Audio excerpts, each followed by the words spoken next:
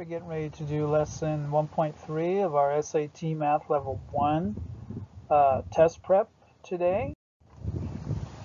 And lesson 1.3 will be covering grid-in questions. And in your notebook, there'll be 36 points that you'll take notes in.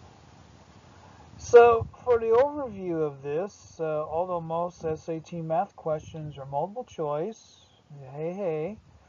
student-produced response questions are also called grid-ins, account for about 20% of the math questions. So instead of selecting your answer from a list of 4 possible answer choices, you must come up with your own answer and then enter it into a 4-column grid provided on a separate answer sheet.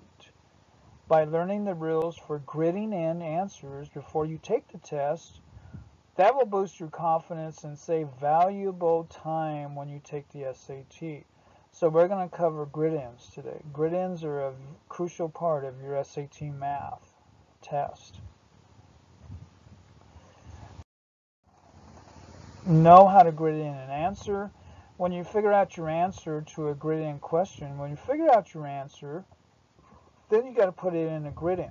You will need to record it on a 4-column answer grid like the one shown in 1.2. The answer grid can accommodate whole numbers from 0 to 9999, as well as fractions and decimals. If the answer is 0, grid it in column 2, since 0 is not included in the first column. Be sure you check the accuracy of your gridding by making certain that no more than one circle in any column is filled in. If you need to erase, do so completely. Okay, don't leave a partially erased response. Otherwise, an incomplete or sloppy erasure may be incorrectly interpreted by the scoring machine as your actual answer. So this is very important here. Put this in your notebook. 2 points. If I'm going to grade you, I'll give you 2 points for this, knowing how to grid. Okay, here's the tip.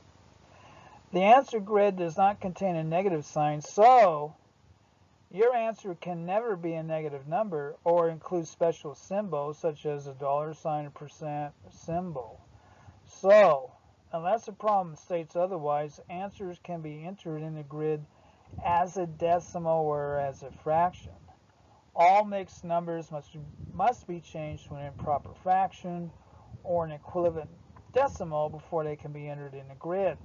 For example, if your answer is 3 1/2, grid in 7/2 or 3.5. Always fill in the grid with the most accurate value of an answer that the grid can accommodate. If the answer is 2/3, grid in 2/3 or 0.666 or 0.667, but not 0.66. For once, we don't do 0.66, not here.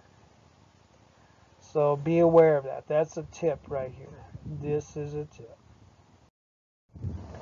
Okay, here's a grid-in right here, an answer grid. Here's an example of a grid-in. Write your answer in these boxes here, and then here is a fraction bar, here's a fraction bar. And then these are decimals here, so there you go. That's an example of a grid-in. Then fraction line, these are fraction bars. Decimal points are here, these are decimal points. Grid in the answer, so don't fill more than one circle in any column. Don't be filling in 2 circles here for each column. Only one integer here per column, okay? Your notebook, page 2. So the important thing in your notebook are these things here. Okay, into page 5 here. To grid in an answer, write the answer in the top row of column boxes of the grid. A decimal point or fraction bar or a slash requires a separate column. Although writing the answer in column boxes is not required, it will help guide you when you grid the answer in the matching circles below the column boxes. So in other words, fill in up on top first, and then fill in your column boxes after you do that. Fill the circles that match the answer you wrote in the top row of the column boxes. Make sure that no more than one circle is filled in for any column. Columns that are not needed should be left blank. That's key there. If you forget to fill in the circles, the answer that appears in the column boxes will not be scored. So if you forget to fill in a circle, the answer will not be scored if you didn't fill in the circles. The column boxes won't matter then. So the circles are key. So here are some examples here. So for 0.237, this would be your answer here, decimal 237, then 237. These are the most important right here. This is just a reference when you're doing your test. 23.7, so 23.7, 23.7. The circles are key. And then for 23 over 7, 23 fraction bar, here's your fraction bar here, and then 7, 23 over 7, 23 fraction bar, and then 7. If the answer is a fraction that fits the grid, don't try to reduce it, as may lead to a careless error. You're under time pressure, so 52 over 4, don't try to reduce that, because it can be gridded in as 52 fraction bar 4. I mean, it is 13, but 52 over 4, enter that and move on. If the answer is a fraction that needs more than 4 columns, reduce the fraction if possible, or enter the decimal form of the fraction. For example, since the fractional answer 17 over 25 does not fit the grid and cannot be reduced, use a calculator to divide the denominator into the numerator, then enter the decimal value that results. Since 17 divided by 25 is 0.68, 0.68, 0.68 would be your correct entry for this right here. So grid in 0.68 for 17 over 25.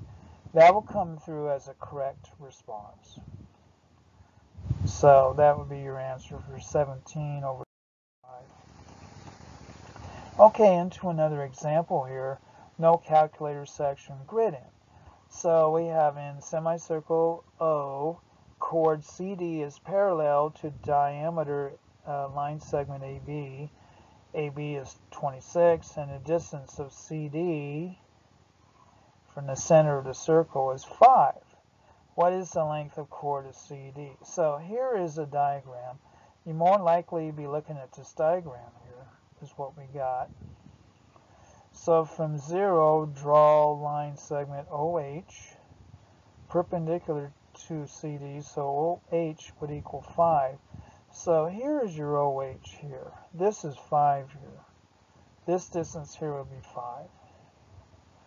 Draw radius line segment OC, so OC would go here. This would be OC here. This would be, we're gonna draw that when we figure out that that's 13, because this is a right triangle, and then so since the diameter of the circle is 26, OC equals 1/2 times 26 equals 13.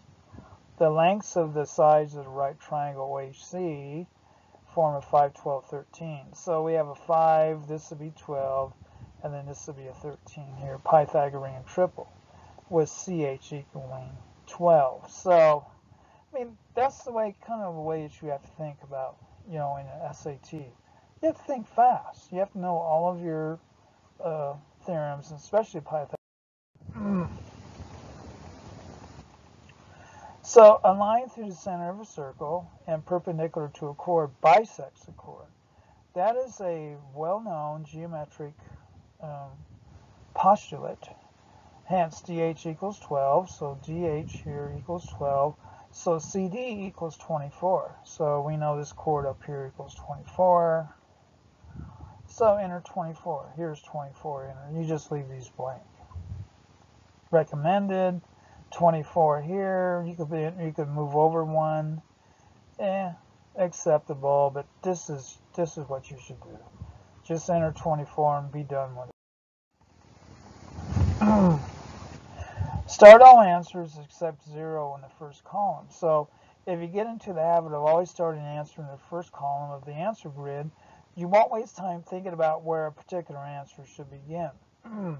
Note, however, that writing the answer with a 0 in front of the decimal point. So I know that's a habit of going 0. Blah blah blah. For example, if your answer is 0.126, grid in 0.126 in the 4 boxes in the answer grid. Enter mixed numbers as fraction or as decimals. The answer grid cannot accept a mixed number such as 1 3/5. Change a mixed number into an improper fraction or decimal before you can grid it in. For example, to enter a value of 1 3/5, grid in either 8/5 or 1.6. If your answer is 25/19, then you must convert the mixed number to a decimal since it does not fit the grid. Using a calculator, you get this number here. The answer can be entered in either truncated or rounded. To truncate this number here, simply delete the extra, let's see, 1.31. Just cut it off here. Don't round up, don't round anything. Just go 1.31 like that. Okay, to round up here, 1.31, 1.31, truncated decimal, that's the best way to go there, recommended. And then you have 1.32, which is rounding up.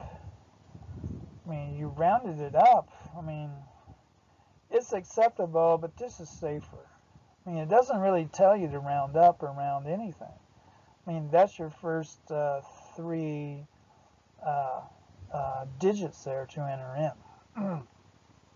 And then over here, 1.3, that's really rounded back there. That's rounding down. That's accurate. Not really acceptable here. Not really.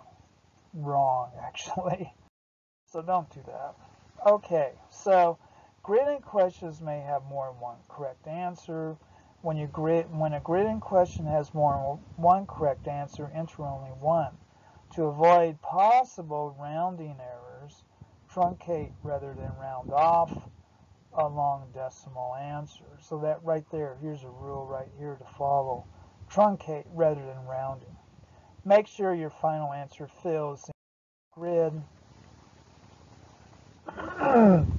Example. So we have this expression here where x is less than 0. What is one possible value of the absolute value of x? So here's our expression. States that the value of 2 minus x is between 4 and 5. So this here is between 4 and 5. Pick any such number, say 4.5, and then solve 2 minus x equals 4.5 for x.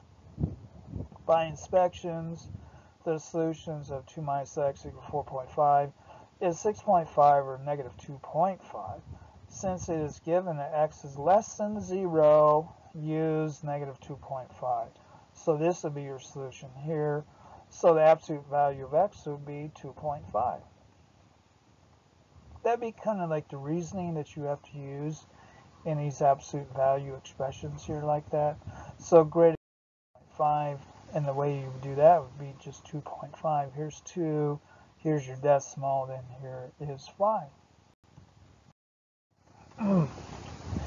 Okay, tips for boosting your score. An answer to a grid-in can never contain a negative sign and be greater than this number here, 9,999, or include a special symbol, as these cannot be entered into the grid. Write your answer at the top of the grid to help reduce gridding errors.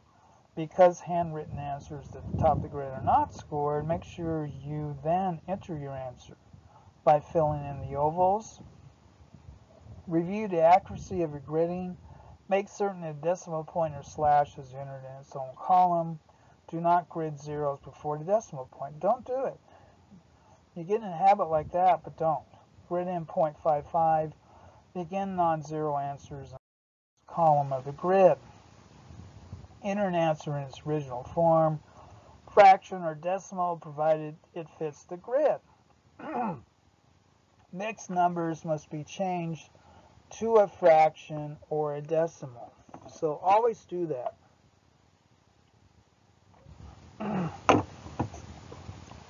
For example, if your answer is 1 1/8, grid in 9/8. If a fraction does not fit the grid, enter it as a decimal. For example, if your answer is 23/10, grid in 2.3, truncate long answers that do not fit the grid while making certain that your final answer completely fills the grid. And that is